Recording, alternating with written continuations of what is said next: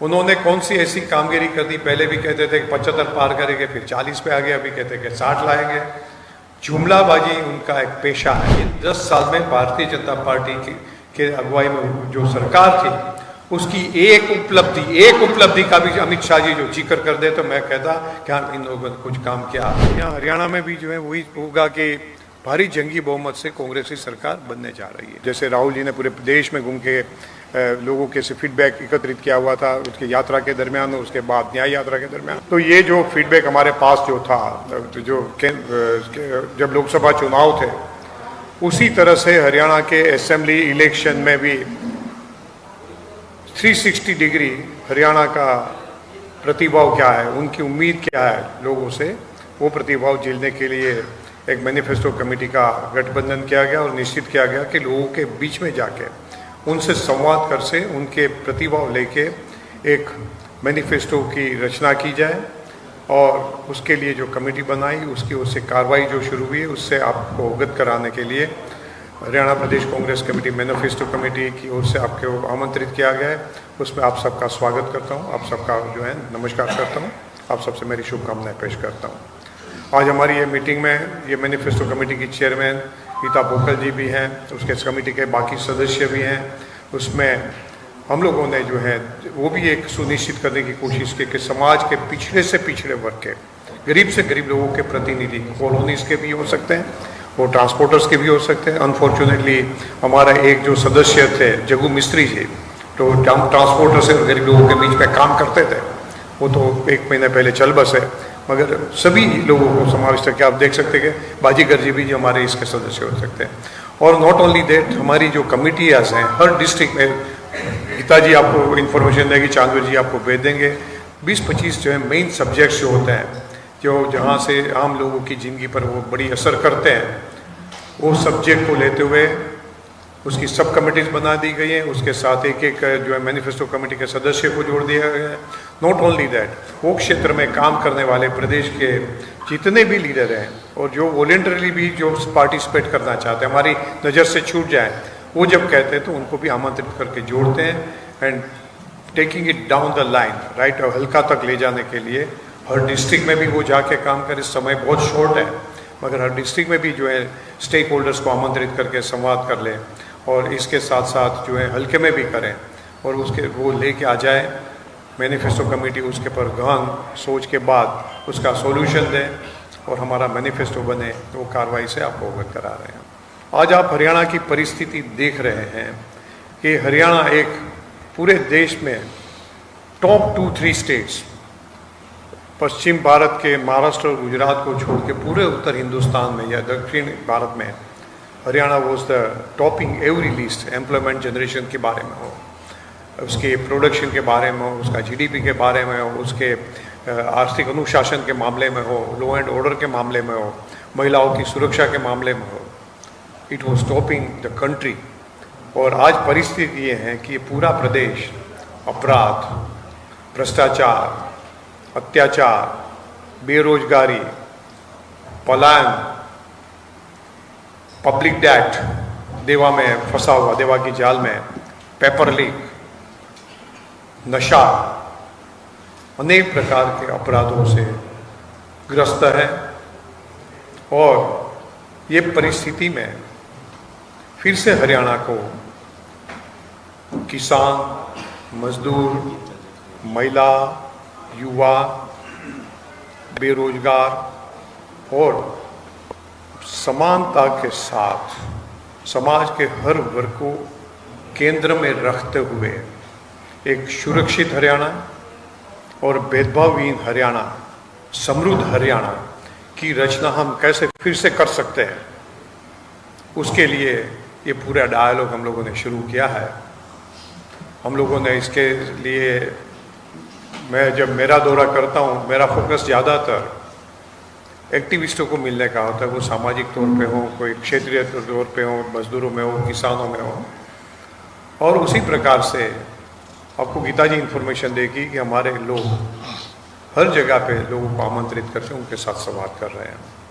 तो उसके बारे में ज़्यादा डिटेल हमारी कितनी मीटिंग हुई, क्या हुई, मगर मेरी ओर से मैंने जो शुरुआत की उसको मैं कह सकता हूँ कि कल जो है हमने महिलाओं के साथ किया। महिला, जैसे राहुल जी ने कहा था कि 12 महीने में 1 लाख रुपया हर महिला को मिलेगा, मगर हरियाणा में और भी क्या चाहिए। भारतीय जनता पार्टी ने तो बड़े बड़े जुमले किए, उन्होंने तो बड़े दावे भी किए, प्रोमिस भी किए। कहा था वृद्धावस्था का पेंशन 5500 रुपया दे देंगे, आज तक 1 रुपया नहीं दिया। उन्होंने जो है युवाओं को प्रॉमिस कर दिया था कि हम आपको बेरोजगारी भत्ता देंगे, आज तक कुछ नहीं दिया। उन्होंने कहा था कि हरियाणा को आर्थिक तौर पर समृद्ध बनाएंगे। हरियाणा देवा की गर्ता में डूब गया कि जिसकी जो वजह से आज एक बच्चा जन्म पैदा होता है 1,85,000 रुपये का कर्ज बोझ अपने सर पे लेके जन्म लेता है। और ये इन्होंने जो प्रकार से शासन किया है, जिसका खुद का एक सीनियर मोस्ट मंत्री ये प्रदेश को नशा का केंद्र बनाने का काम किया, जिसका एक मंत्री जो आज उससे आगे के स्थान पे ले गए, जो ये पूरे प्रदेश में इलिसिट गैरकायदे खनन का काम में व्यस्त था। एक मंत्री का ज्यादातर आप रिकॉर्ड देख लो, अपराधी रहे ज्यादातर, मैं सबका नहीं कहूंगा। और ऐसे अपराधी की जो महिला उत्पीड़न के लिए उसकी खुद की सीआईडी ने कहा है कि ये अपराधी है और उसकी एफआईआर कंफर्म होनी चाहिए, उसके बाद भी जिसका मुख्यमंत्री कहता है कि उसके सामने ना तो कोई इंक्वायरी होगी ना कोई जांच होगी, मगर उसको मंत्री पद के तौर पे सुरक्षा दी जाएगी जिससे वो जेल में न जाए। इसी प्रकार का शासन करके इन्होंने पूरे हरियाणा को, पूरे देश में शर्म से सर झुक जाए, जो प्रकार से दिल्ली में जो महिला पहलवानों के साथ जास्ती की थी, शर्म से सर झुक जाए, वो परिस्थिति में हरियाणा को पहुंचा दिया। आज देश में सबसे विफल सरकार का किसी को भी अवार्ड देना चाहिए तो ये खट्टर और सैनिकी भारतीय जनता पार्टी की सरकार को देना चाहिए। वो भी मैं आप लोगों के जरिए ये हरियाणा के प्रदेश के सभी मतदाताओं के सामने ये बात रखना चाहता हूँ कि इतना इन्होंने हरियाणा को गर्ता में डुबा दिया हर प्रकार से, हर क्षेत्र में, कि वहाँ से उठाने के लिए हरियाणा के एक एक मतदाता को, एक एक क्षेत्र के लोगों को, एक एक जाहिर जीवन के लीडरों को आगे आना पड़ेगा, अपना सुझाव देना पड़ेगा, मार्गदर्शन करना पड़ेगा। मैं आपके जरिए ये सभी एक्टिविस्टों को, इंटेलेक्चुअल्स को, सभी कर्मठ लोगों को, सभी विसल ब्लोअर्स को, सबको आमंत्रित करता हूँ कि आपके पास जो कुछ भी सुझाव है वो हमारी मैनिफेस्टो कमेटी के सामने आप रखिए। हर संभव हम प्रयास करेंगे कि उसको न्याय मिले, उसके लिए कुछ न कुछ करें। और एक बार ये में 3rd, 5th, 4th वीक में हमारा मैनिफेस्टो तैयार हो जाएगा, तो उसके बाद हम फिर से हरियाणा की जनता के पास जाएंगे। ये मैनिफेस्टो हमारा 2 भाग में होगा। एक जो है, आप देखते हैं कि मैनिफेस्टो की किताब बहुत बड़ी होती है, that is going to be our road map. हमारे लिए जो है वो हमारा पथदर्शक वो जो है डॉक्यूमेंट रहेगा कि हरियाणा की सरकार जो बनेगी वो रास्ते पे सरकार चलेगी। और उसके महत्वपूर्ण जो बिंदु है उसका हम जरूर से मीटिंग करके लोगों के सामने भी हमारे मुद्दे पेश करेंगे। आप सबका मैं स्वागत करता हूं और आप सबका सहयोग चाहता हूं।